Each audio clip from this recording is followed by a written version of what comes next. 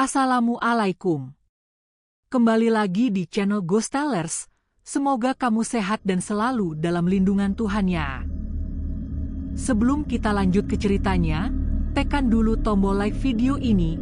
Jangan lupa juga klik tombol subscribe channel ini dan nyalakan juga notifikasinya agar tidak ketinggalan cerita menarik lainnya. Langsung saja, seperti apa kisah kali ini, kita masuk ke ceritanya. Di sebuah kawasan yang tenang, tersembunyi di balik perbukitan rindang di Kabupaten Purbalingga, terletaklah sebuah pemukiman yang penduduknya hidup dalam kesederhanaan, dinamakan Desa Sukamulya. Disinilah Jendra, seorang pria yang baru menginjak usia 39 tahun, menjalani hari-harinya. Wajah Jendra yang kurus dan sering tampak kelelahan adalah cerminan dari kerasnya hidup. Namun tatapan matanya selalu memancarkan kehangatan dan kesabaran yang tak pernah pudar.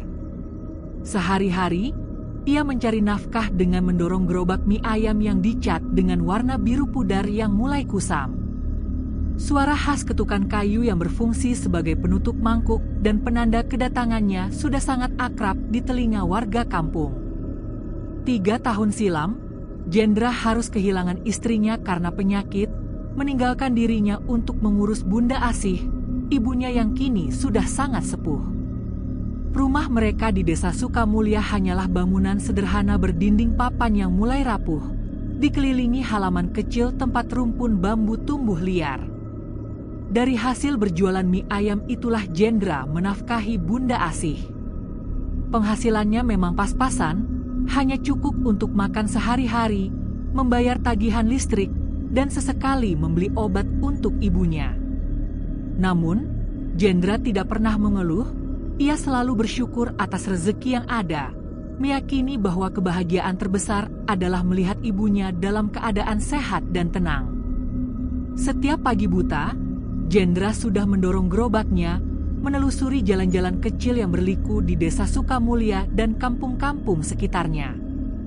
Ia hafal betul setiap jengkal jalan, mulai dari rumah-rumah yang berjejer rapat, suara riang anak-anak yang bermain di pagi hari, hingga aroma segar sawah yang masih basah oleh embun. Ia biasanya mangkal sejenak di dekat bangunan sekolah dasar ketika jam istirahat tiba, lalu pindah ke pertigaan jalan desa yang lebih ramai menjelang siang.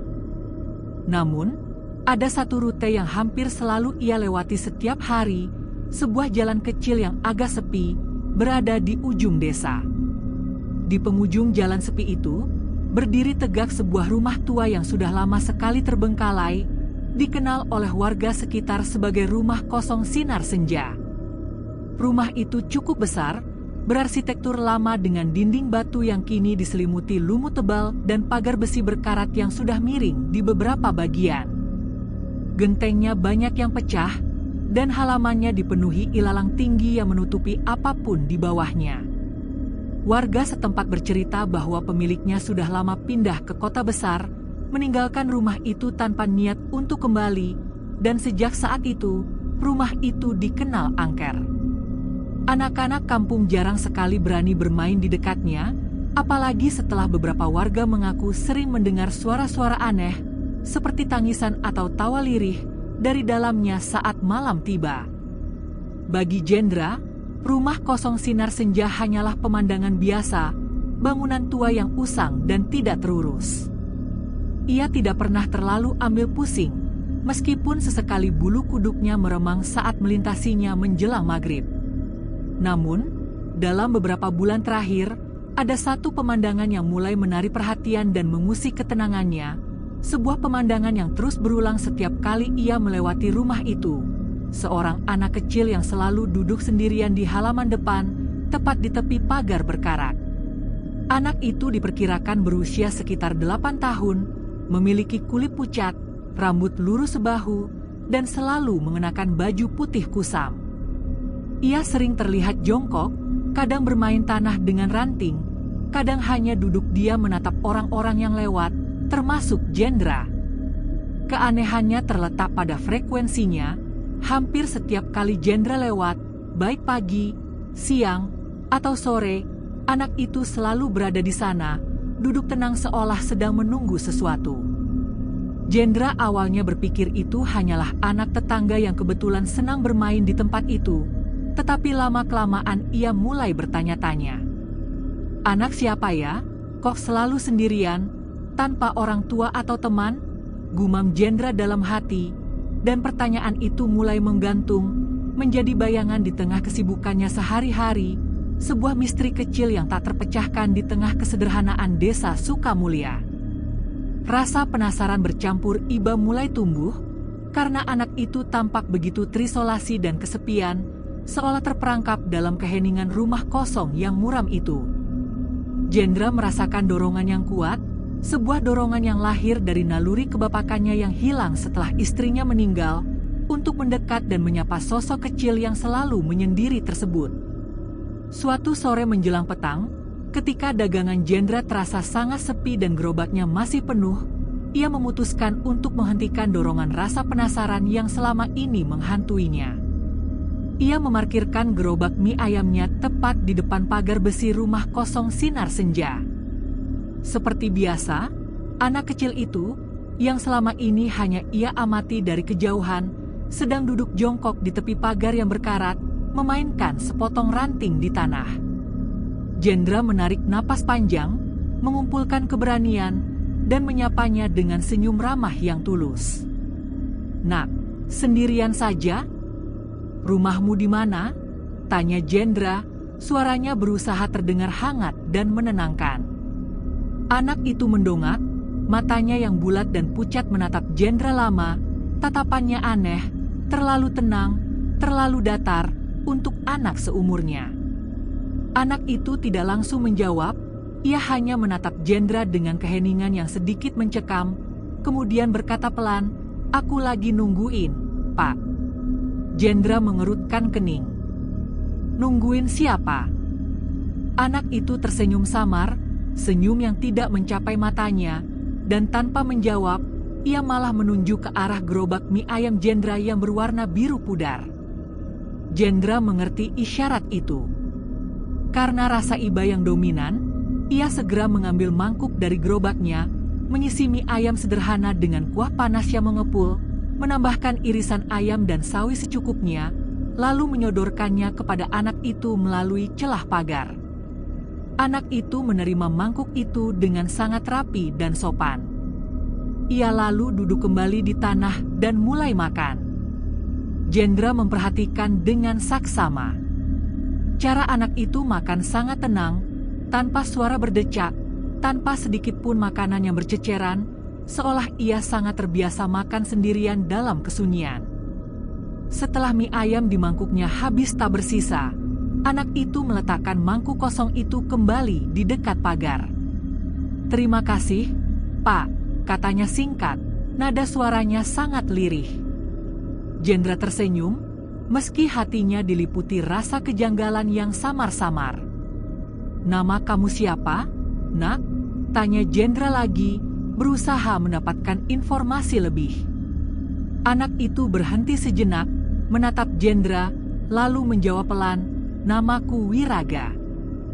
Jendra hendak bertanya lagi tentang di mana rumah Wiraga sebenarnya, tetapi pada saat itu, seorang ibu warga desa yang membawa keranjang belanjaan melintas di jalan itu. Ibu itu menoleh sekilas ke arah Jendra, lalu berhenti. "Lagi ngobrol sama siapa, Pak Jendra?" tanya ibu itu heran. Jendra menoleh ke arah ibu itu, lalu menunjuk ke halaman rumah kosong. "Ini, Bu, sama anak kecil di pagar. Anak tetangga sini ya? Sering banget main sendirian di sini," jawab Jendra, masih merasa yakin dengan apa yang dilihatnya. Ibu itu mengernyitkan dahi, lalu melirik ke arah halaman rumah kosong. Wajahnya tiba-tiba menjadi pucat pasi. "Anak? Anak mana, Pak? Saya tidak lihat siapa-siapa di sana," ujar ibu itu, suaranya mengandung nada ketakutan yang jelas. Jendra tercekat, jantungnya berdetak kencang. Ia segera menoleh kembali ke arah pagar, kosong. Anak kecil bernama Wiraga itu telah menghilang tanpa jejak. Mangkuk mie ayam yang tadi ia berikan pun tidak ada. Hanya ada tanah basah, ilalang tinggi, dan rumah kosong yang tampak muram dan menyedihkan. Loh, barusan, Bu. Barusan ada anak kecil di sini. Suara Jendra terdengar bergetar, ia berusaha meyakinkan. Ibu itu melipat alisnya, menatap Jendra dengan tatapan curiga. Saya dari tadi lihat panjenengan bicara sendiri. Hati-hati, Pak Jendra, jangan main-main di depan rumah itu. Banyak yang bilang angker, bisik ibu itu penuh peringatan, lalu bergegas pergi meninggalkan Jendra yang terdiam kaku. Jendra ingin membantah, ia jelas-jelas melihat, menyapa, dan memberi makan anak itu, mustahil jika itu hanya bayangan. Namun, lidahnya terasa keluh. Sejak hari itu, Jendra mulai merasakan keresahan yang tak tertahankan setiap kali melewati rumah kosong sinar senja. Namun, anehnya, rasa takut itu justru dibayangi oleh rasa penasaran dan iba yang semakin kuat, seolah ada ikatan tak kasat mata yang mulai terjalin antara dirinya dan anak misterius itu, sebuah ikatan yang akan menyeretnya ke dalam kisah yang jauh lebih besar dan tak terduga. Meskipun Jendra dihantui oleh peristiwa menghilangnya Wiraga dan peringatan dari ibu-ibu desa, ia tidak bisa menghentikan langkah kakinya untuk terus melewati rute yang sama. Anehnya, rasa takut yang logis itu selalu kalah oleh rasa iba dan tanggung jawab yang muncul setiap kali ia memikirkan Wiraga. Beberapa kali setelah kejadian itu, Wiraga kembali muncul di tempat yang sama, duduk di tepi pagar dengan tatapan kosong yang penuh kesepian.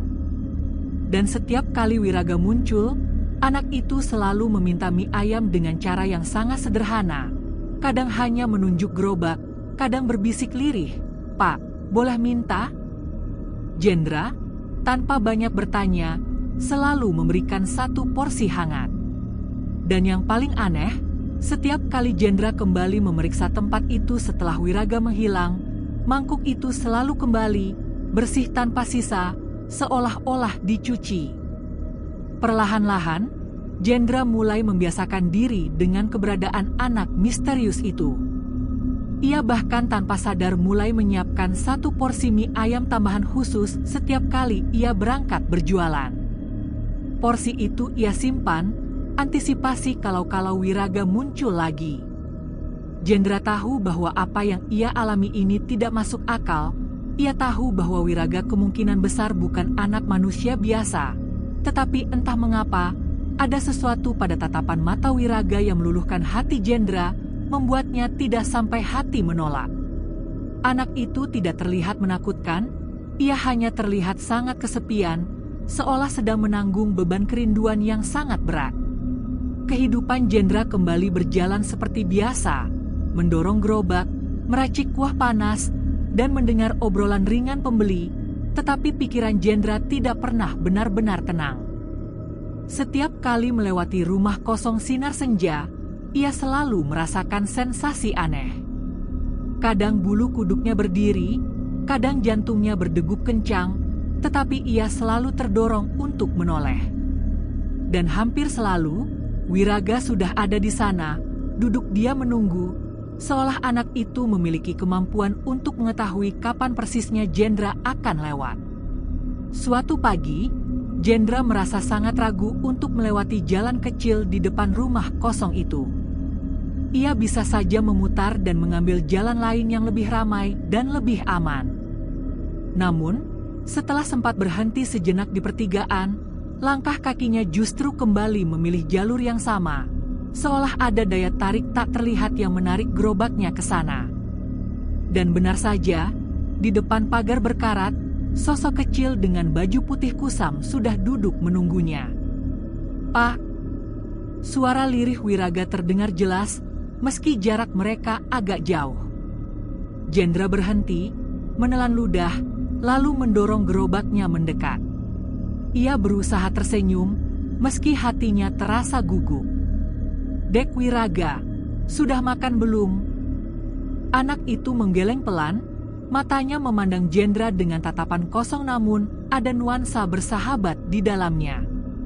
Tanpa banyak bicara lagi, Jendra segera menyiapkan 1 porsi mie ayam, menuangkan kuah panas, dan meletakkannya di dekat pagar. Wiraga menerima dan mulai makan dengan tenang. Yang membuat Jendra kembali tertegun adalah cara makannya yang selalu rapi, selalu menghabiskan hingga kuah terakhir, dan mangkuk itu selalu kembali bersih seperti baru dicuci. "Terima kasih, Pak," katanya seperti biasa. Jendra mencoba memberanikan diri. "Dek, rumahmu sebenarnya di mana? Kok sering sekali main di sini?" Wiraga menatap rumah kosong di belakangnya, lalu berbisik pelan, "Rumahku di sini." Jendra terdiam, mencoba mencerna. "Maksudmu, kamu tinggal di rumah ini?" Wiraga hanya tersenyum samar, tidak menjawab, lalu menunduk, memainkan ranting di tanah. Hari berganti minggu, Jendra semakin sering memberi makan Wiraga. Ia merasa ada kewajiban moral untuk menyisihkan 1 porsi, seolah ia adalah satu-satunya orang di dunia yang melihat dan peduli pada anak kecil yang kesepian itu. Namun, tanpa ia sadari, pertemuannya dengan anak misterius ini mulai menarik perhatian orang lain, dan benih-benih kecurigaan warga desa mulai menyebar, yang akan segera menciptakan masalah baru bagi Jendra dan Bunda Asih. Apa yang dialami Jendra tentu saja tidak luput dari perhatian warga desa Sukamulya. Beberapa orang mulai sering melihat Jendra berhenti lama di depan rumah kosong sinar senja. Gerobak mie ayamnya terparkir di bawah pohon mangga tua yang rimbun, seolah-olah Jendra sedang berbicara dengan seseorang, padahal bagi mata orang lain, Jendra hanya terlihat berbicara dengan udara kosong. Desas-desus pun mulai beredar luas di warung kopi dan tempat arisan ibu-ibu. Si Jendra itu sekarang suka ngomong sendiri ya di depan rumah kosong itu," bisik seorang ibu di warung. "Iya, saya juga lihat. Kayak lagi ngobrol sama orang, padahal kosong melompong. Jangan-jangan dia kena pengaruh makhluk halus," sahut yang lain, suaranya pelan dan penuh ketakutan. Kabar-kabar miring ini menyebar cepat, dan tak butuh waktu lama hingga gosip ini sampai ke telinga Bunda Asih, ibunya Jendra yang kini sudah sangat sepuh. Suatu malam, ketika Jendra baru saja pulang berjualan dan tengah merapikan gerobaknya, Bunda Asih yang duduk di kursi rotan di teras rumah memanggilnya dengan suara yang lelah. "Jendra, ibu dengar dari tetangga, kamu sering berhenti di rumah kosong itu. Apa benar?" tanya Bunda Asih. Matanya menatap Jendra dengan sorot yang penuh kekhawatiran. Jendra terdiam sejenak, lalu mengangguk pelan. Ia tidak bisa menyembunyikan kebenaran dari ibunya, meskipun ia juga tidak berani menceritakan secara detail tentang Wiraga. "Iya, Bu. Tapi saya tidak sendirian.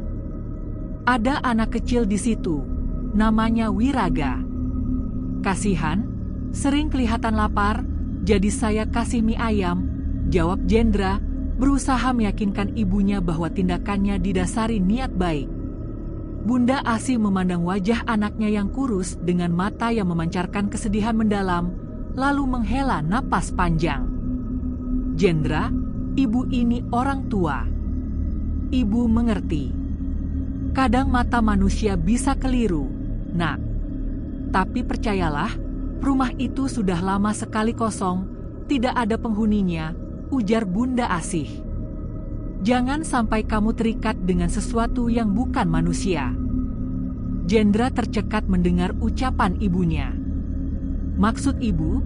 tanyanya, suaranya sedikit bergetar. "Maksud ibu, kalau memang benar kamu melihat anak kecil di sana, hati-hati, Sur. Itu bisa jadi bukan anak biasa. Jangan sampai rezeki yang kamu cari itu ternyata ada syaratnya," Bunda Asih memperingatkan dengan nada yang sangat serius. Ucapan Bunda Asih itu membuat Jendra gelisah sepanjang malam. Ia mencoba mengingat-ingat setiap keanehan yang ia alami. Bagaimana Wiraga muncul dan menghilang begitu saja, mengapa setiap kali ada orang lain lewat Wiraga selalu lenyap, Dan kenapa mangkuk mie ayam itu selalu kembali bersih tanpa dicuci? Semua itu, jika dipikirkan secara logis, memang mengarah pada kesimpulan bahwa Wiraga bukanlah anak manusia biasa. Namun, entah kenapa, Jendra masih sulit percaya. Ada sesuatu pada tatapan mata Wiraga, sebuah kepolosan dan kesepian yang dalam, yang membuat Jendra yakin bahwa anak itu benar-benar membutuhkan perhatian dan makanan. Ia merasa terbelah antara logika yang menyuruhnya lari dari bahaya gaib dan naluri kemanusiaan yang mendorongnya untuk peduli pada sosok yang terlihat sangat kesepian itu. Jendra berbalik di kasur tipisnya, menatap langit-langit rumahnya yang reot. Suara jangkrik bersahutan di luar, dan bayangan wajah pucat Wiraga terus muncul di benaknya. Rasa penasaran dan iba itu jauh lebih kuat daripada rasa takut. Jendra tahu, ia tidak bisa hanya menjauhi masalah ini. Ia harus mengetahui kebenaran di balik rumah kosong itu, dan siapa sebenarnya ayah dari anak misterius yang terus menunggunya. Suatu sore, ketika Jendra hampir selesai dengan dagangannya dan bersiap mendorong gerobak kembali ke rumah, Wiraga muncul lagi. Kali ini, wajah anak itu terlihat sangat murung, seolah sedang menanggung kesedihan yang tak tertahankan. Jendra segera menghentikan gerobaknya, merasakan empati yang kuat. "Ada apa, Nak?"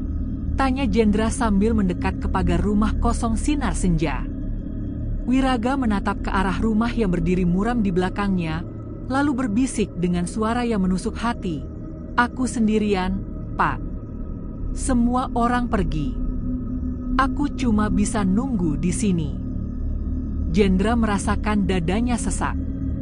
Ia sangat tahu rasa kehilangan, karena ia sendiri telah kehilangan istri tercinta 3 tahun lalu.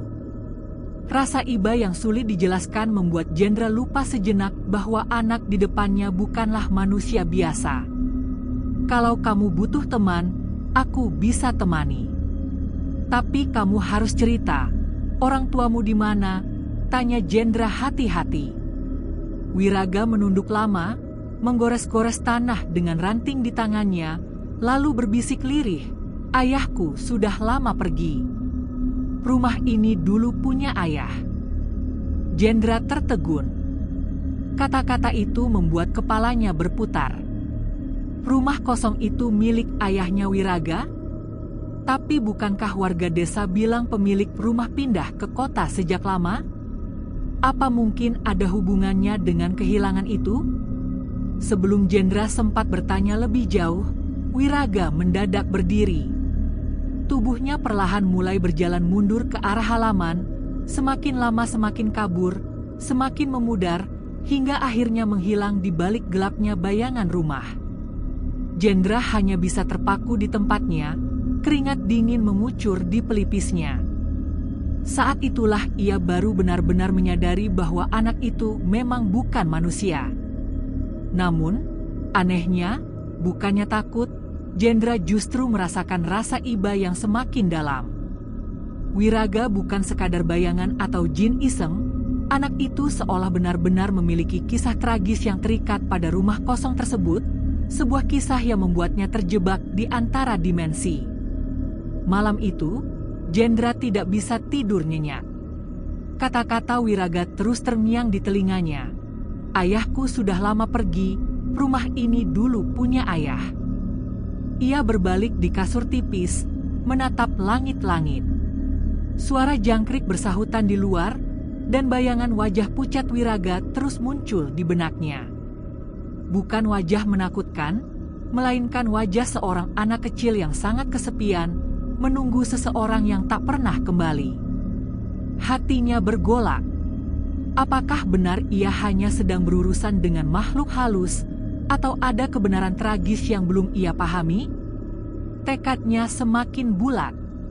Jendra sadar, cepat atau lambat, ia harus mencari tahu lebih banyak tentang sejarah rumah itu. Ia tidak bisa terus-menerus memberikan porsi mie ayam sebagai sedekah gaib. Ia harus menemukan penutup untuk kisah Wiraga, agar anak itu bisa menemukan kedamaian, dan ia sendiri bisa melanjutkan hidup tanpa dibebani misteri. Keesokan harinya, Jendra tetap mendorong gerobaknya seperti biasa. Udara masih basah oleh embun dan jalan kampung sepi. Seperti sudah menjadi kebiasaan yang sulit dihilangkan, ia melewati rumah kosong sinar senja. Dan benar saja, Wiraga sudah ada di sana, duduk diam menunggu. Jendra berhenti, menatapnya. "Dek, kamu baik-baik saja?" Wiraga mengangguk pelan. Kali ini, ia tidak langsung meminta mie ayam. Ia hanya menatap gerobak Jendra lama, seolah sedang memikirkan sesuatu yang sangat serius. Lalu, ia berkata pelan, suaranya mengandung nada yang aneh, "Pak, jualan di sini saja, ya." Permintaan Wiraga untuk berjualan di depan rumah kosong sinar senja membuat Jendra mengerutkan kening. Secara logika, permintaan itu sangat tidak masuk akal. Jalan di depan rumah itu sepi, terpencil, dan secara psikologis menakutkan bagi warga desa Sukamulya. Mana mungkin ada orang yang mau mampir untuk membeli mie ayam di tempat yang dikenal angker? Nak, di sini sepi. Tidak ada orang lewat, mana bisa ramai? Jendra mencoba menjelaskan dengan nada sabar. Namun, Wiraga tetap tenang, suaranya datar tetapi terdengar sangat meyakinkan, seolah ia memiliki pengetahuan yang Jendra tidak miliki. "Coba saja, Pak. Biar orang-orang tahu tempat ini. Nanti ramai sendiri," ucap Wiraga. Jendra menghela napas panjang, hampir tertawa kecil karena sungguh aneh ia menerima saran dari sosok yang ia sendiri tidak yakin manusia atau bukan. Namun, entah mengapa, ada sesuatu dalam suara Wiraga yang terasa kuat, seperti bukan sekadar ucapan anak kecil, melainkan janji yang sungguh-sungguh yang tidak bisa ia abaikan. "Baiklah, kalau aku jualan di sini, kamu mau nemenin?" tanya Jendra setengah bergurau. Wiraga menatapnya, lalu tersenyum samar. "Aku selalu ada di sini," jawabnya. Hari itu, Jendra tidak langsung menuruti permintaan Wiraga. Ia tetap berjualan di jalur biasanya, dekat sekolah dan pertigaan jalan desa. Namun, anehnya, dagangannya terasa lebih sepi dari biasanya. Anak-anak sekolah yang biasanya riuh membeli mie ayam kali ini hanya sedikit yang datang, bahkan di pertigaan jalan desa yang ramai, hanya beberapa mangkuk yang laku. Jendra membawa pulang beberapa porsi yang tersisa, memberikannya pada tetangga, dan sisanya dimakan sendiri. Ia menghela napas berat, dan di kepalanya terus terngiang ucapan Wiraga, "Kalau jualan di sini nanti banyak yang datang." Keesokan harinya, didorong oleh kondisi dagangannya yang merosot dan rasa penasaran yang tak tertahankan, Jendra memberanikan diri untuk mencoba. Ia mendorong gerobaknya ke depan rumah kosong sinar senja, tepat di bawah pohon mangga tua yang daunnya lebat. Ia menggelar tikar kecil di samping gerobak, menaruh wadah sambal dan kerupuk, lalu membuka dagangannya. Jantungnya berdebar kencang. Apa iya ada orang mau beli di tempat seperti ini? Awalnya, tak ada seorang pun yang lewat. Jendra hanya duduk termenung di samping gerobak yang terasa sunyi. Namun, tiba-tiba suasana berubah. Suara sandal terdengar dari jauh. Seorang bapak yang pulang dari ladang berhenti, mencium aroma kuah mie ayam yang harum. "Wah, ada mie ayam di sini ya? Baru kali ini lihat," katanya. Jendra tersenyum ramah. "Iya, Pak. Baru coba jualan di sini." Tak lama, bapak itu duduk dan memesan satu mangkuk. Aroma kuah panas yang menyeruak ke udara seolah menjadi magnet. Seolah ada kekuatan tak terlihat yang menarik, beberapa orang lain yang lewat kemudian ikut mampir. Seorang ibu dengan anak kecil, lalu dua pemuda yang sedang pulang dari sawah, hingga sore menjelang. Ajaibnya, dagangan Jenderal ludes tak bersisa. Ia bahkan sampai harus menolak 2 pembeli terakhir karena kuahnya sudah habis. Jenderal pulang dengan langkah ringan, membawa kantong penuh uang kertas dan receh. Wajahnya bercampur antara heran dan senang. Benar kata Wiraga. Tempat sepi itu mendadak ramai. Sejak hari itu, Jenderal memutuskan untuk berjualan di depan rumah kosong. Anehnya, dagangannya selalu habis, bahkan lebih cepat dari biasanya, dan ia tahu kehadiran Wiraga adalah satu-satunya penjelasan yang mungkin. Keputusan Jenderal untuk berjualan secara permanen di depan rumah kosong sinar senja mengubah nasibnya secara drastis. Dagangannya selalu laris, dan orang-orang desa Sukamulya mulai terbiasa dengan keberadaannya di sana. Mereka heran, tetapi juga senang karena akhirnya ada jajanan enak di jalur yang biasanya sepi. Namun, semakin laris dagangannya, semakin banyak pula keanehan yang ia rasakan. Wiraga selalu muncul di sela-sela waktu jualannya. Kadang, anak itu duduk diam di pagar yang berkarat, kadang berdiri di bawah pohon mangga tua, hanya Jenderal yang bisa melihatnya. Setiap kali ada pembeli datang, Wiraga menghilang begitu saja, tetapi begitu suasana sepi kembali, ia akan muncul lagi, menatap Jenderal dengan tatapan puas. "Apa aku bilang? Ramai, kan?" ucap Wiraga suatu sore, suaranya lirih. Jenderal menelan ludah. "Iya, Nak, tapi kok bisa ya? Padahal di sini sepi sekali," tanyanya, hatinya dipenuhi campuran rasa syukur dan ketakutan. Wiraga menatapnya tanpa berkedip. "Aku cuma minta supaya orang datang, dan mereka datang," jawabnya singkat.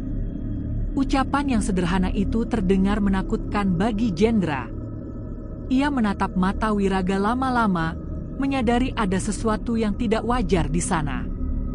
Itu bukanlah tatapan anak-anak biasa, melainkan tatapan yang penuh dengan kesunyian yang sangat dalam, dan entah mengapa, terasa lebih tua dari usianya. Di sisi lain, keanehan-keanehan kecil yang menemaninya semakin intens. Pernah suatu malam ketika ia pulang agak larut, Jenderal mendengar suara tawa anak kecil di belakangnya. Saat menoleh, tak ada siapa-siapa, hanya jalan gelap dan rumah kosong yang muram. Pernah juga ketika ia merapikan gerobaknya sendirian, ia merasa ada yang menepuk bahunya dengan sangat pelan, tetapi ketika ia menoleh, ia sendirian. Meskipun begitu, Jenderal tidak bisa melepaskan tempat jualannya. Dagangannya laris manis, Bunda Asih senang karena uang belanja cukup, dan hidup Jenderal terasa sedikit lebih ringan. Satu-satunya harga yang harus ia bayar adalah kebersamaan dengan sosok anak misterius bernama Wiraga. Suatu sore, ketika Jenderal hendak menutup jualan, Wiraga duduk di bawah pohon mangga, menatapnya lama. "Pak Jenderal," panggilnya lirih. Jenderal menoleh. "Iya, Nak." Wiraga menatapnya dengan mata sendu, seolah menyimpan kerinduan yang tak pernah terjawab. "Kalau suatu hari ayahku kembali, maukah Bapak cerita tentang aku?" Pertanyaan itu membuat dada Jenderal sesak. Ia tidak tahu bagaimana harus menjawab. Wiraga kembali menatap rumah kosong itu. Suaranya hampir tak terdengar ketika ia berkata, "Aku cuma ingin ayahku pulang." Jenderal menyadari bahwa semua ini bukan hanya soal dagangan yang laris. Ada sesuatu yang jauh lebih besar, lebih dalam, dan mungkin lebih menyeramkan yang terikat pada rumah kosong itu, sebuah kisah yang terpendam dan belum usai. Meskipun ia merasa terdorong untuk membantu Wiraga, ia juga merasakan jebakan di mana dirinya semakin lama semakin terikat pada dunia gaib anak itu. Jenderal tahu, ia harus segera mencari tahu siapa sebenarnya ayah Wiraga dan mengapa anak itu terperangkap di sana. Meskipun dagangan Jenderal tetap laris manis di depan rumah kosong sinar senja, hari-hari berikutnya menjadi semakin berat. Hatinya diliputi kegelisahan yang hebat. Gosip warga desa Sukamulya semakin menjadi-jadi. Ada yang terang-terangan bilang kalau mie ayamnya dibantu makhluk halus, ada pula yang diam-diam takut tapi tetap membeli karena rasa mie ayamnya memang enak dan entah mengapa membuat ketagihan. Yang paling membuat Jendra khawatir adalah kesehatan Bunda Asih.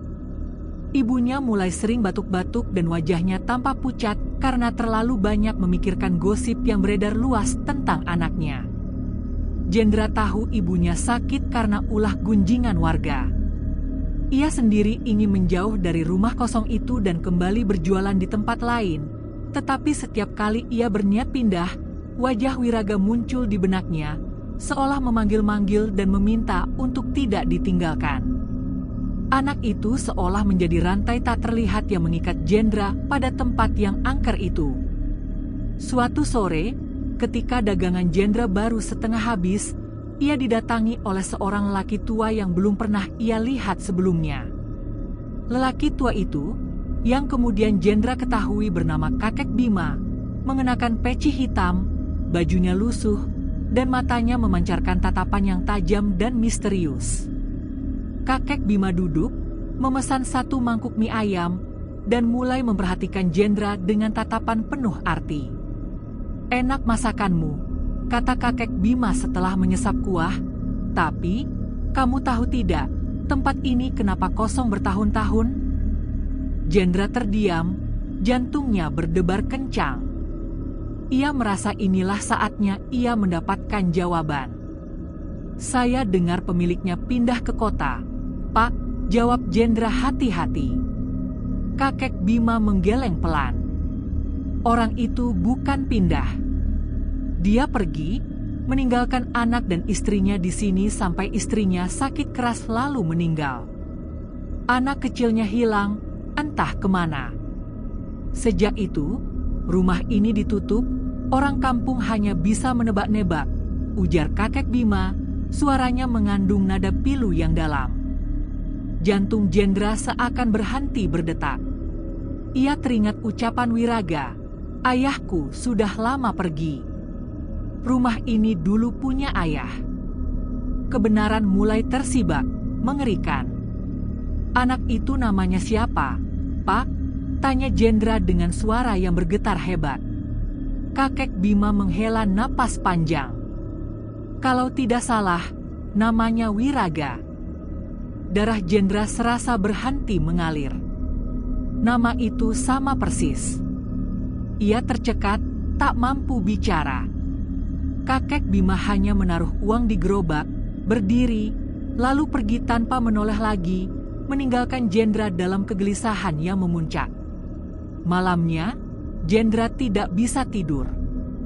Wiraga benar-benar anak pemilik rumah itu, anak yang ditinggalkan, yang ibunya meninggal sendirian. Tetapi bagaimana mungkin Wiraga masih ada jika ia hilang bertahun-tahun lalu? Di tengah kegelisahannya, sebuah suara lirih terdengar dari luar rumah. "Pak Jendra." Jendra bangun, menatap ke arah jendela. Di balik tirai tipis, ia melihat sosok kecil berdiri.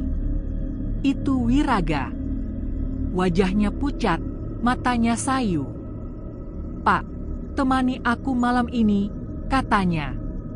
Meskipun takut, Jendra merasakan ikatan tak terhindarkan. Ia harus ikut.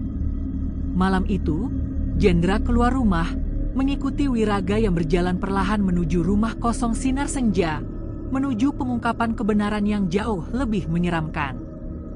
Malam itu benar-benar gelap, hanya diterangi samar-samar oleh cahaya bulan yang tertutup awan. Jendra berjalan di belakang Wiraga, jantungnya berdebar kencang, tetapi rasa iba telah mengalahkan rasa takutnya. Mereka tiba di depan rumah kosong sinar senja. Wiraga berhenti, ia menoleh ke Jendra, matanya memancarkan kesedihan yang mendalam. "Aku mau tunjukkan sesuatu, Pak," bisik Wiraga. Tiba-tiba, pintu rumah yang berkarat dan tua itu berderit sendiri terbuka perlahan, seolah didorong oleh tangan tak terlihat. Jendra merasakan hawa dingin yang luar biasa menyergapnya, tetapi langkah kakinya seolah digerakkan oleh kekuatan misterius. Ia masuk, mengikuti Wiraga. Di dalam rumah, udara terasa lembab dan berbau apek, campuran dari debu dan kayu lapuk. Lantai semen berdebu, dan dinding dipenuhi sarang laba-laba. Namun, di tengah kekacauan itu, Jendra mendengar sesuatu yang aneh, suara samar seperti tangisan perempuan. Ia menoleh ke arah ruang tengah, dan di sana, ia melihat sosok samar seorang wanita muda duduk di kursi tua. Tubuhnya terlihat pucat dan kurus, rambutnya terurai panjang.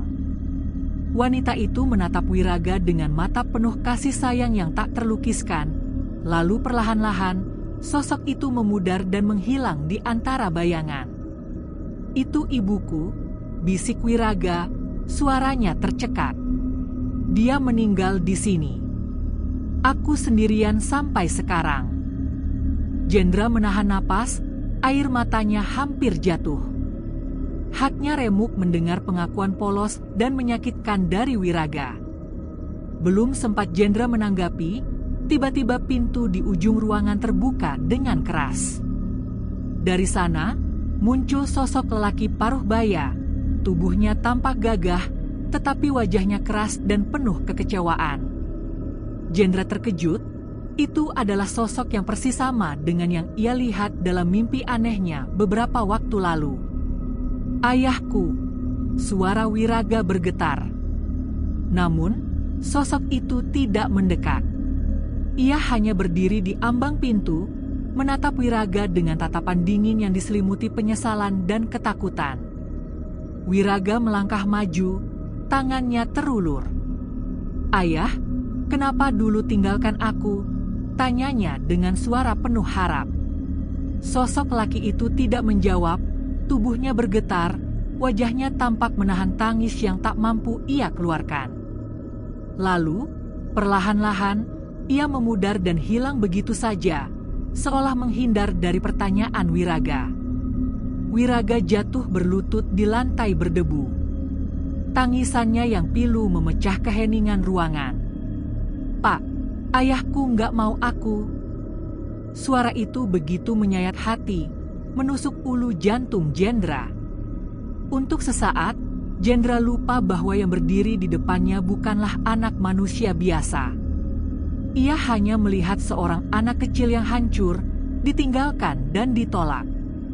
Jendra berlari mendekat, ia memeluk tubuh kecil Wiraga, meskipun yang ia rasakan hanyalah hawa dingin yang menusuk. Air matanya jatuh. "Nak, kamu nggak sendirian. Ada aku di sini. Kamu bukan anak yang ditolak, kamu anak yang berharga," bisik Jendra, suaranya penuh kasih sayang yang tulus. Mendengar kata-kata tulus Jendra, Wiraga mendongak. Air mata membasahi wajahnya yang pucat, tetapi untuk pertama kalinya sejak Jendra mengenalnya, wajah Wiraga benar-benar terlihat seperti wajah anak kecil biasa, bukan sosok yang terperangkap dalam kesunyian gaib. Senyum tipis, samar, namun penuh rasa terima kasih muncul di bibirnya. "Terima kasih, Pak Jendra," bisiknya lirih. Tiba-tiba, rumah kosong itu bergetar pelan, seolah ada gempa yang mengguncang. Angin kencang berhembus dari segala arah, jendela-jendela tua terbuka dengan keras, tirai-tirai yang robek bergoyang histeris, dan terdengar suara-suara aneh seperti bisikan bercampur tangisan dari sudut-sudut ruangan. Jendra, yang masih memeluk Wiraga, merasakan hawa dingin yang luar biasa. Ia tahu ini adalah klimaks dari energi gaib di rumah itu, energi yang dilepaskan setelah Wiraga mengungkapkan semua kesedihan dan kerinduannya. Jendra memeluk Wiraga erat-erat, mencoba bertahan dari guncangan dan suara-suara menakutkan itu.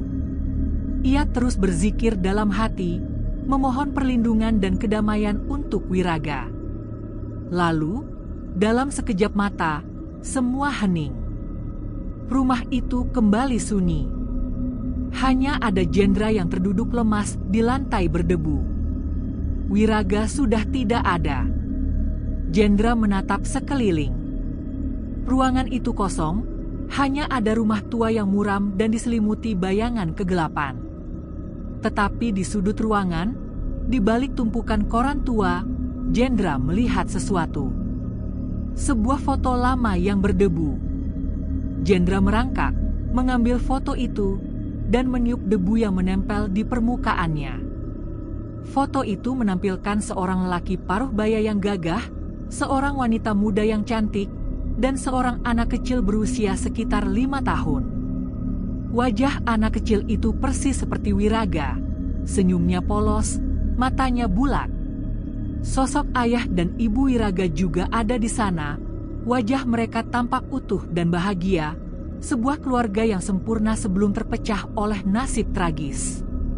Air mata Jendra kembali jatuh, tetapi kali ini disertai dengan pemahaman yang utuh. Wiraga memang pernah ada, seorang anak yang ditinggalkan ayahnya, kehilangan ibunya karena sakit, lalu entah bagaimana hilang tanpa jejak, dan kini ia terjebak di rumah ini, menanti kedamaian yang tak pernah ia dapatkan.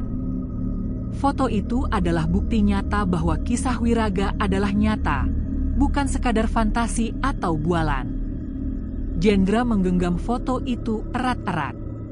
Ia tahu, hidupnya tidak akan pernah sama lagi setelah malam pengungkapan ini. Ia telah melangkah jauh ke dalam dunia gaib demi rasa kemanusiaan dan iba, dan kini, ia harus menanggung segala konsekuensinya. Malam itu, Jendra tidak kembali ke rumahnya.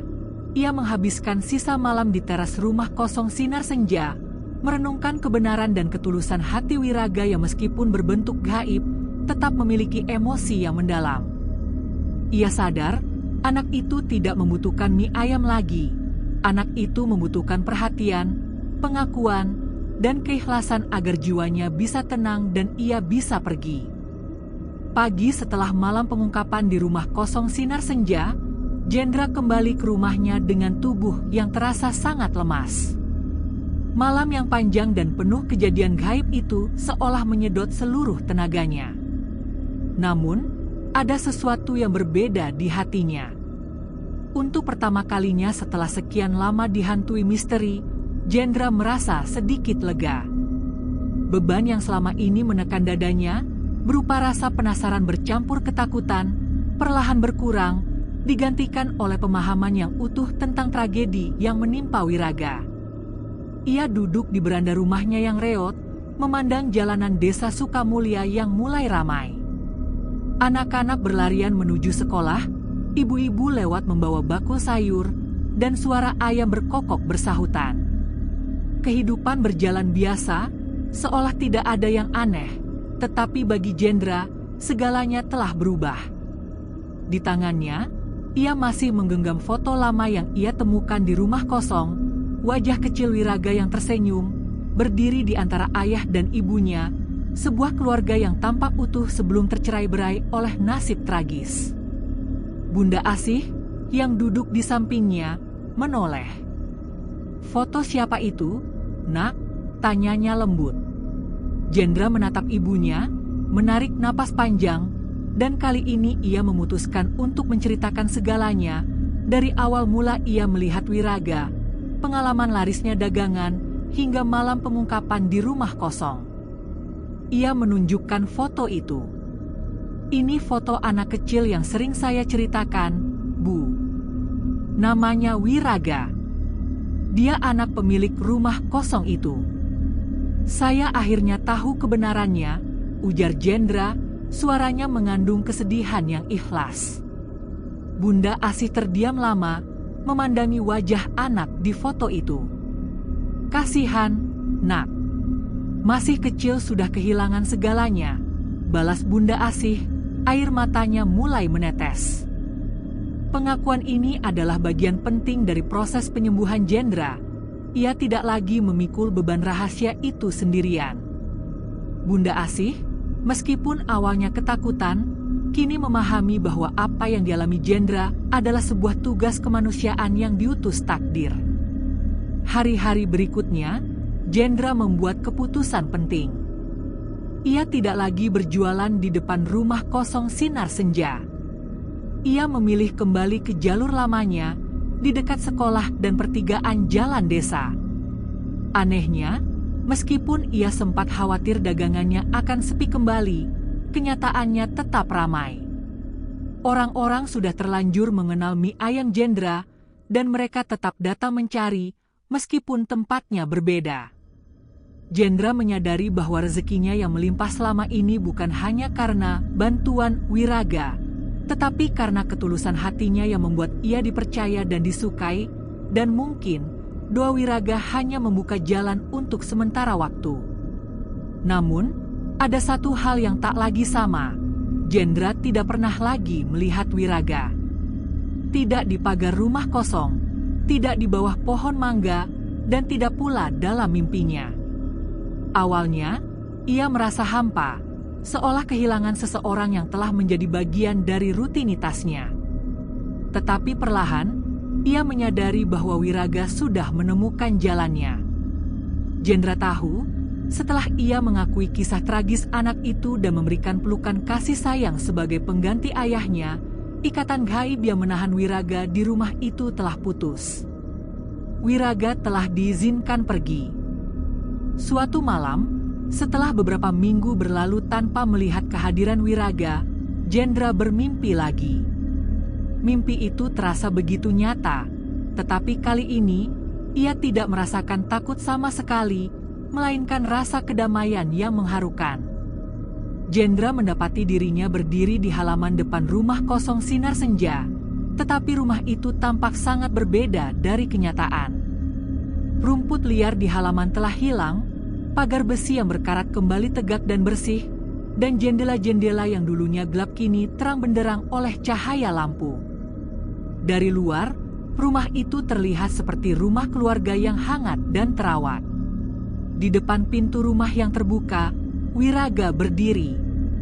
Pakaiannya bersih, wajahnya cerah, dan matanya berbinar-binar penuh sukacita, berbeda jauh dari sosok pucat dan murung yang selama ini Jendra kenal.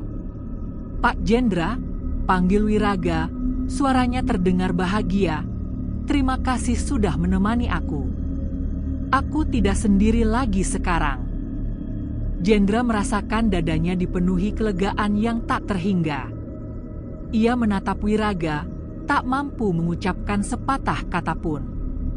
Kemudian, Wiraga menunjuk ke belakangnya, ke dalam rumah yang terang. Samar-samar, Jendra melihat sosok seorang wanita dan sosok seorang lelaki berdiri berdampingan. Wajah mereka terlihat teduh dan penuh kasih sayang, wajah yang persis sama dengan yang ada di foto lama yang kini Jendra simpan. Jendra tahu, itu adalah kedua orang tua Wiraga yang kini telah menerima dan menjemput anak mereka. Wiraga melambaikan tangannya kepada Jendra, senyumnya melebar. "Aku harus pergi, Pak, tapi jangan sedih. Aku bahagia." Sebelum Jendra sempat menjawab atau bertanya, cahaya terang menyelimuti Wiraga dan kedua sosok di belakangnya. Cahaya itu begitu menyilaukan dan hangat, melenyapkan semua bayangan dan kegelapan. Jendra terbangun dengan air mata mengalir di pipi, tetapi kali ini air mata itu adalah air mata kelegaan. Ia tahu Wiraga telah menemukan kedamaiannya. Anak itu telah menemukan ayah dan ibunya di alam lain, dan ikatan gaibnya dengan rumah kosong itu telah terputus sepenuhnya. Sejak mimpi itu, rumah kosong sinar senja memang tetap berdiri sunyi dan muram. Orang-orang masih menyebutnya angker, dan sebagian masih menghindari melewatinya saat malam. Namun, bagi Jendra, rumah itu tak lagi menakutkan. Setiap kali ia melewati, ia menunduk sebentar, seolah menyapa dalam hati. Ia tahu, rumah itu bukan sekadar rumah angker. Itu adalah saksi bisu tentang cinta seorang anak yang tak pernah padam pada ayahnya, dan sebuah tempat di mana keikhlasan dan kasih sayang seorang pedagang mie ayam telah berhasil membebaskan sebuah jiwa yang terperangkap. Jendra kini menjalani hidupnya dengan lebih ikhlas. Dagangannya tetap laris, bahkan lebih dari sebelumnya. Ia bisa merawat Bunda Asih dengan layak, memperbaiki rumah kecil mereka, dan sesekali menyisihkan uang untuk membantu tetangga yang kesusahan. Warga desa Sukamulya akhirnya berhenti bergosip. Mereka hanya mengenal Jendra sebagai penjual mie ayam yang ramah, ulet, dan pekerja keras. Tak ada yang tahu kisah sebenarnya di balik rumah kosong itu, kecuali Jendra dan ibunya. Dan Jendra memilih menyimpannya rapat-rapat sebagai kenangan, sekaligus pelajaran spiritual yang berharga. Ia tahu, ia telah berhasil melewati cobaan yang datang dalam bentuk gaib, dan kini ia siap sepenuhnya untuk melanjutkan hidupnya tanpa beban masa lalu. Meskipun Wiraga telah pergi dan misteri rumah kosong sinar senja telah menemukan penutupnya yang damai, pengalaman gaib itu meninggalkan bekas yang mendalam pada diri Jendra. Ia kini menjalani kehidupan dengan perspektif yang benar-benar berbeda. Ia menjadi lebih sabar, lebih berempati, dan lebih religius. Pertemuannya dengan Wiraga telah mengajarkan kepadanya bahwa di balik setiap kesulitan, selalu ada makna yang lebih besar, dan di balik setiap kesepian, selalu ada kerinduan yang mendalam. Jendra menyadari bahwa keberaniannya untuk menghadapi entitas gaib itu lahir dari cinta kasih murni, bukan dari kekuatan supranatural. Cinta kasih itulah yang memutus rantai penderitaan Wiraga. Namun, tidak semua konsekuensi dari kejadian itu bersifat spiritual. Kesehatan Bunda Asih memang sempat menurun drastis akibat gunjingan warga desa Sukamulya yang menuduh Jendra bersekutu dengan makhluk halus. Jendra menghabiskan banyak waktu dan uang dari hasil penjualan mie ayamnya untuk merawat ibunya. Ia tahu, tugasnya belum selesai. Ia harus memastikan ibunya benar-benar pulih, baik fisik maupun batin. Ia sering mengajak Bunda Asih duduk di teras sambil bercerita tentang keindahan alam, menghindari topik tentang mie ayam laris atau rumah kosong, demi menjaga ketenangan pikiran ibunya. Perlahan, Bunda Asih mulai kembali sehat, dan senyumnya kembali merekah. Suatu sore yang tenang, saat Jendra sedang merapikan gerobaknya, kakek Bima datang berkunjung. Kakek Bima, lelaki tua misterius yang sebelumnya memberikan petunjuk penting tentang identitas Wiraga, kini duduk di depan Jendra dengan tatapan yang lebih hangat. "Anak muda," sapa kakek Bima. "Saya dengar kamu sudah tidak berjualan di sana lagi. Itu bagus. Kamu sudah menyelesaikan urusanmu dengan jiwa yang tersesat itu." Jendra mengangguk. "Terima kasih, Kek. Berkat petunjuk kakek, saya jadi tahu harus berbuat apa." "Bukan petunjuk, Nak. Itu hanya takdir yang harus disampaikan. Setiap orang punya peran. Peranmu adalah memberi perhatian pada anak yang kesepian itu, sesuatu yang ayahnya tidak pernah berikan," ujar kakek Bima, suaranya mengandung hikmah yang mendalam. Kakek Bima kemudian menceritakan detail tragis tentang keluarga Wiraga. Ayahnya memang meninggalkan Wiraga dan ibunya tanpa kabar karena takut menghadapi kesulitan ekonomi dan penyakit istrinya. Ibunya meninggal karena sakit parah setelah ditinggalkan, dan Wiraga, yang masih kecil, menghilang tak lama kemudian, mungkin meninggal sendirian di suatu tempat, atau mungkin jiwanya terlalu terikat pada rumah dan kerinduan ayahnya. Kakek Bima menjelaskan, Wiraga terperangkap karena kerinduan yang belum terjawab, dan mie ayam Jendra adalah satu-satunya cinta dan perhatian yang anak itu terima setelah sekian lama. Kamu sudah memberikan penutup yang damai bagi Wiraga. Kini tugasmu adalah kembali fokus pada hidupmu sendiri. Jagalah ibumu, dan jangan lagi hidup dalam kesendirian, pesan kakek Bima sebelum ia bangkit dan berjalan menjauh, menghilang di tikungan jalan desa. Pesan kakek Bima yang mengingatkannya untuk tidak lagi hidup dalam kesendirian setelah kehilangan istrinya, beresonansi kuat di hati Jendra.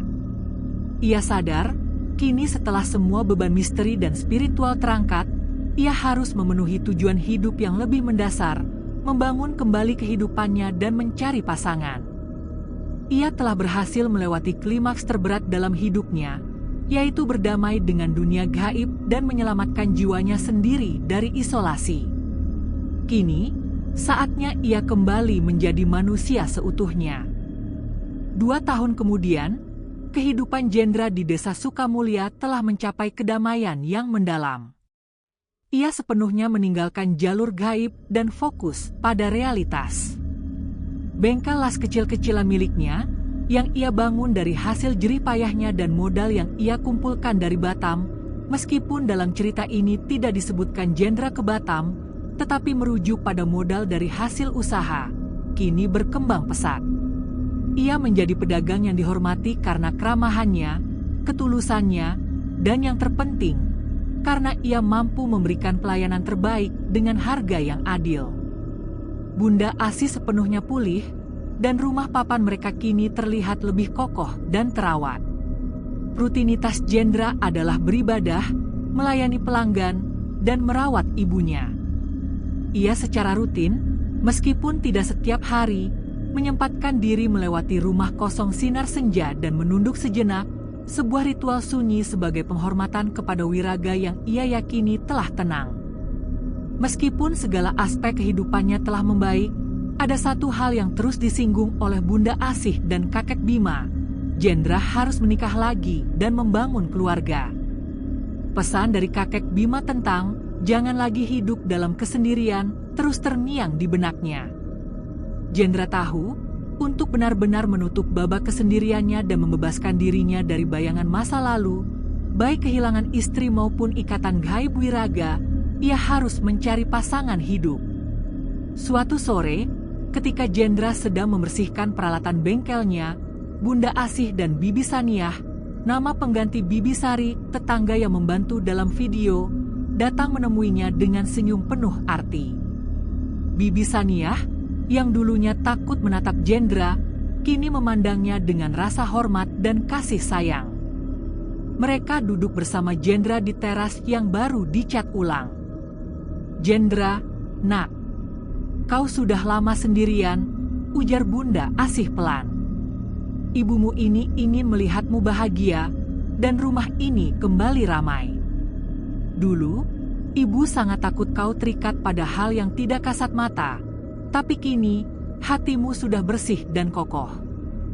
Bibi Saniah kemudian membuka pembicaraan serius. Mereka berdua telah menjodohkan Jendra dengan seorang gadis dari desa sebelah yang terkenal dengan kesantunan dan kesederhanaannya, persis seperti harapan Bunda Asih. Gadis itu bernama Larasati, seorang guru sekolah minggu yang dikenal sangat sabar dan penyayang. Larasati adalah putri dari sahabat lama Bunda Asih yang sudah lama menjanda. Jendra mendengarkan dengan hati terbuka. Ia merasa bahwa perjodohan ini bukanlah paksaan, melainkan tangan takdir yang dibimbing oleh restu ilahi dan keinginan mendiang istrinya yang pernah disebutkan Jendra meninggal, dan juga harapan orang-orang yang peduli padanya. Jendra akhirnya bertemu dengan Larasati.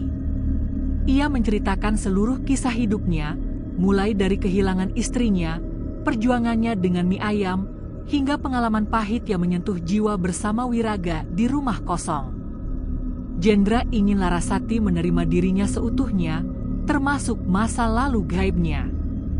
Larasati mendengarkan dengan penuh empati, air matanya menetes bukan karena takut, melainkan karena tersentuh oleh ketulusan hati Jendra yang rela mengambil risiko gaib demi seorang anak kecil yang kesepian. Larasati melihat Jendra bukan sebagai pria yang pernah diganggu hantu, tetapi sebagai pria yang memiliki cinta kasih yang besar hingga mampu memberikan kedamaian pada jiwa yang tersesat. Penerimaan Larasati adalah penyembuhan final bagi Jendra. Ia tahu Larasati adalah pasangan yang ditakdirkan untuknya, seseorang yang akan membawanya sepenuhnya keluar dari bayangan masa lalu dan menuju masa depan yang cerah dan penuh ketenangan. Pernikahan Jendra dan Larasati dilangsungkan dengan sederhana namun penuh kehangatan di Desa Sukamulya. Seluruh penduduk desa, termasuk Bunda Asih dan kakek Bima, hadir untuk memberikan restu. Rumah papan Jendra kini dipenuhi tawa, aroma masakan yang nyata, dan kehangatan yang sejati. Jendra tidak lagi merasakan kesendirian, ia telah menemukan teman sejati dan pasangan hidup yang menerima segala kisah, termasuk masa lalunya yang terjalin dengan misteri gaib. Larasati menjadi jangkar yang menguatkan Jendra, dan dengan kelembutan serta kesabarannya, ia berhasil melenyapkan semua sisa keraguan dan ketakutan yang mungkin masih tersimpan di sudut hati Jendra. Usaha bengkel las dan mie ayam Jendra semakin maju pesat. Ia tidak pernah melupakan pelajaran yang ia dapatkan. Keikhlasan dan kasih sayang adalah kunci rezeki yang abadi. Rezekinya tidak lagi datang dari ikatan gaib, melainkan dari kerja keras yang diiringi ketulusan hati. Kebahagiaan Jendra dan Larasati di desa Sukamulya menjadi bukti nyata bahwa kedamaian sejati tercapai ketika seseorang berani menghadapi kebenaran, berdamai dengan masa lalu, dan memilih cinta kasih di atas ketakutan. Beberapa tahun kemudian, Jendra dan Larasati dikaruniai seorang putra yang mereka beri nama Bagas, sebuah nama yang membawa harapan baru dan keberanian. Kelahiran Bagas membawa kebahagiaannya melimpah, mengusir tuntas semua bayangan kesedihan dari rumah itu. Rumah yang dulunya sepi dan dipenuhi aura kesendirian, kini hidup dengan suara tawa riang seorang anak. Jendra sering mengajak Bagas berjalan-jalan di sekitar desa. Tentu saja, ia tidak pernah lupa untuk melewati rumah kosong sinar senja, yang kini terlihat semakin usang dan diselimuti ilalang, tetapi bagi Jendra, rumah itu adalah monumen pengorbanan dan pengampunan. Suatu sore, ketika Bagas, yang kini berusia sekitar 4 tahun, sedang bermain di teras rumah. Jendra duduk di sampingnya, mengawasi. Tiba-tiba, Bagas berhenti bermain. Ia menoleh ke arah jalanan, ke arah jalur yang menuju rumah kosong sinar senja. Jendra melihat putranya tersenyum dan melambaikan tangan kecilnya. "Ayah, kakak kecil itu tadi bilang, 'Selamat tinggal, adik. Kamu harus jadi anak yang baik.'" Terus dia terbang pelan-pelan, kata Bagas dengan polos, menunjuk ke arah udara. Jendra terdiam, jantungnya berdesir, tetapi kali ini ia hanya merasakan rasa damai yang luar biasa. Ia tahu itu adalah wiraga. Jiwa anak kecil itu, yang kini benar-benar bebas dan tenang, telah datang untuk memberikan ucapan selamat tinggal yang final dan restu untuk kehidupan baru Jendra. Wiraga telah menyelesaikan tugasnya dan kini pergi sepenuhnya. Jendra menggendong putranya, mencium keningnya, dan menatap ke arah tempat yang ditunjuk Bagas. Ia tersenyum, sebuah senyum yang penuh pengertian dan syukur. Ia menyadari kisah ini bukanlah tentang mie ayam yang laris karena hantu, melainkan tentang kekuatan cinta kasih seorang manusia yang rela berbagi rezeki dan perhatiannya pada jiwa yang sangat kesepian, memutus ikatan gaib dengan keikhlasan dan berhasil mendapatkan kembali kedamaian hidupnya. Jendra telah menemukan tempatnya, dan ia akan selamanya menjadi pria yang pernah menjadi ayah bagi seorang anak kecil bernama Wiraga. Tamat.